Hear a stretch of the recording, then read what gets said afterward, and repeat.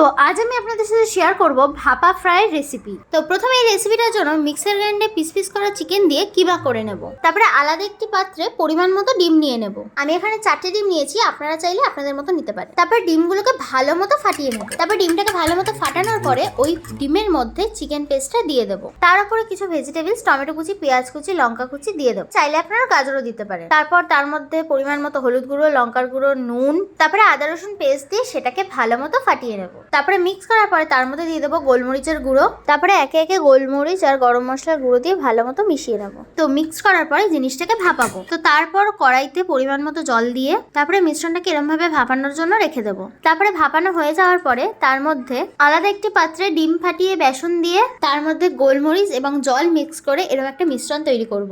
এই মিশ্রণের মধ্যে দিয়ে ফ্রাই করে নেব। তারপরে ভালো মতো ফ্রাই করার পরে আমাদের রেডি ভাপা এগ চিকেন ফ্রাই। আর এটা সেকেন্ড পার্ট দেখতে হলে সাবস্ক্রাইব করে দিও।